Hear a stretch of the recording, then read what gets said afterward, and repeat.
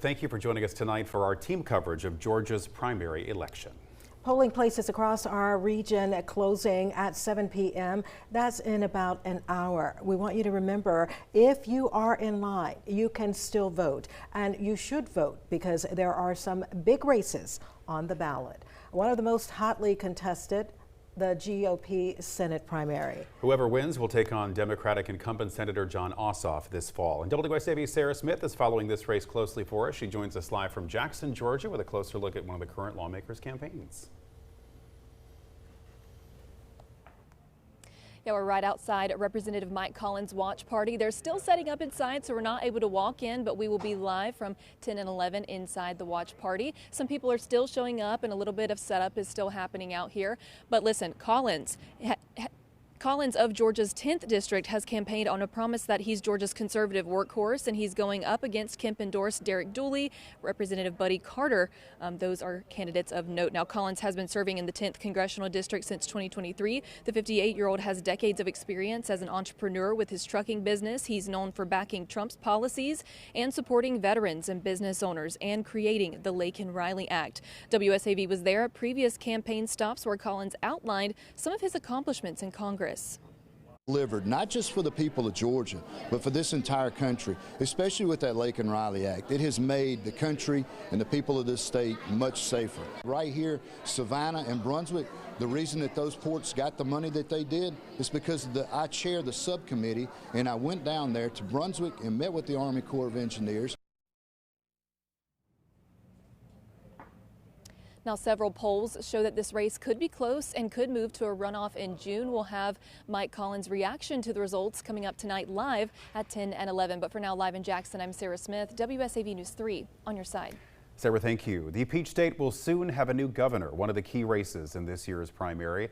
With just a little time before the polls close, candidates are making one final push, as WSAV's Archie Shashandri reports.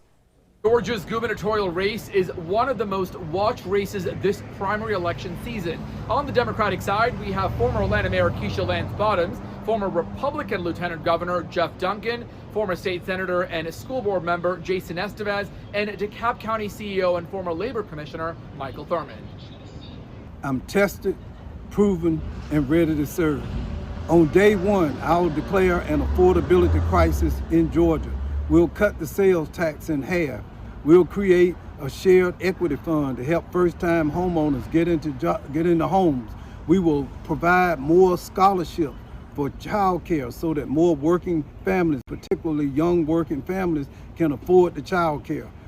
On the Republican side, another slew of candidates, including entrepreneur Rick Jackson, Lieutenant Governor Burt Jones, Secretary of State Brad Raffensperger, and Attorney General Chris Carr. On Tuesday, to make one final push, Keisha Lance Bottoms setting up a phone bank here at the Hyatt Regency Hotel in downtown Atlanta, urging voters to cast their ballots.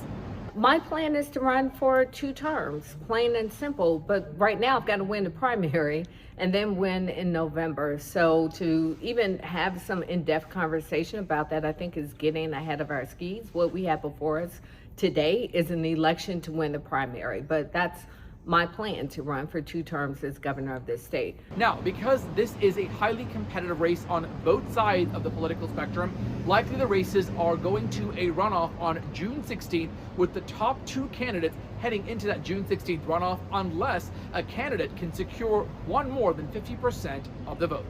Reporting in downtown Atlanta, Archie Shashandri, Atlanta Bureau Chief.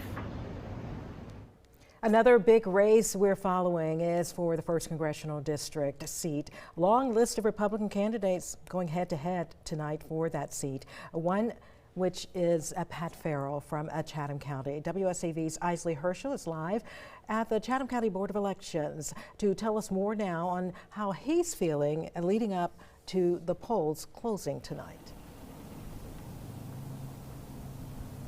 Tina, that's right. I spoke with Pat Farrell this morning, and he says he's been working hard and he's feeling good about tonight. He says if he was elected to Congress, his main goals would be financial.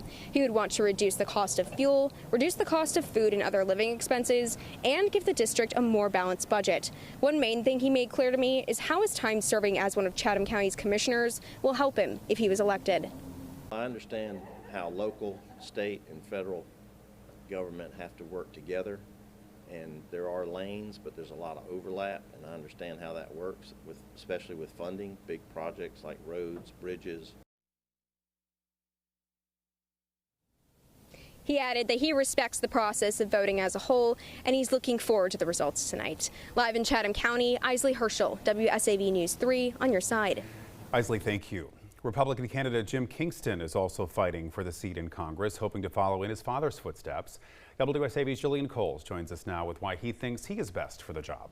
Ben, Jim Kingston says his number of endorsements are making him confident heading into this evening. And WSAV's political analyst, Dr. Kimberly Martin, says it could give him the advantage of legitimacy.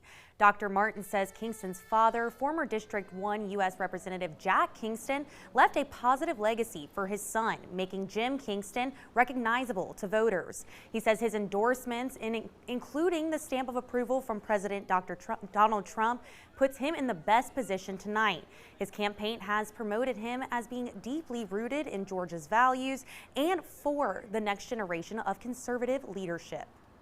I've spent my career as a business insurance broker. I've never run for office before. I've been a lifelong conservative, lifelong Republican, and I believe that I'll be a different type of candidate. I think that as our state changes, we need to make sure that conservative principles and conservative candidates are leading that change. That's what I have been, and that's what I'll be as a member of Congress.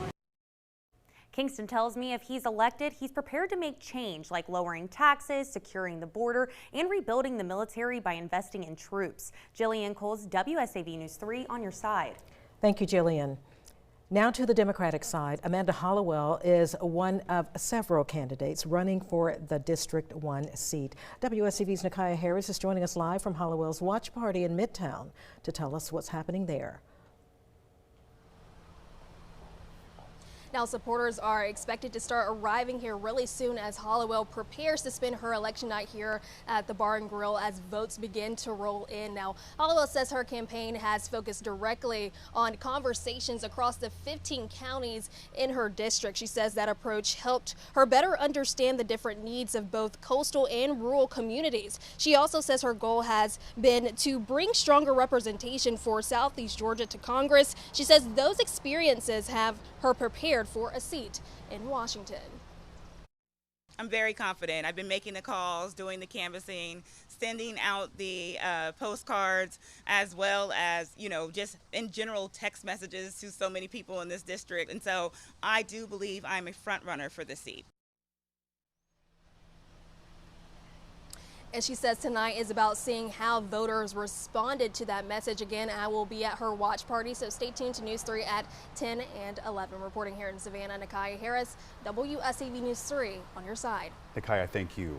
Another Democratic candidate running for Georgia's 1st Congressional District is former Army Lieutenant Colonel Joyce Marie Griggs. However, this is not her first time running.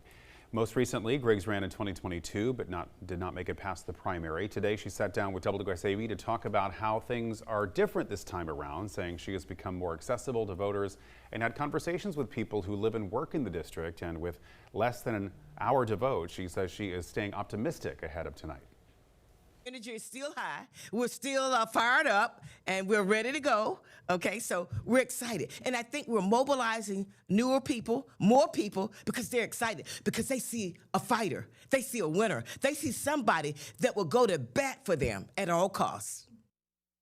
Griggs will be holding a watch party later this evening, and WSAV will be there as well. You can hear more from her tonight on News 3 at 10 and 11.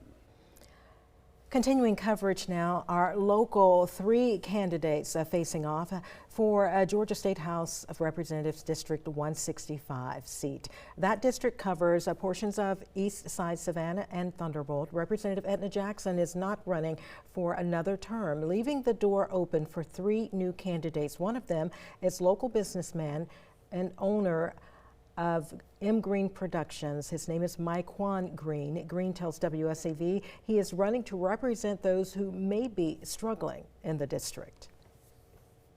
When you meet that single mother who has to choose between buying groceries and paying her rent, or that father who wants to start a small business but can't receive access to capital, it's important to know that collectively we all have concerns and we all have issues that we all face, but we have to have representation that can go all the way to the state capitol, fight for the things that we need, and ultimately bring results back home. Green will face off against, or he is facing off against Kendra Clark and Jalen Morris for that nomination. We will hear much more from those candidates later on News 3 as the polls begin to close. We want to let you know also for this seat, no Republicans have filed to run.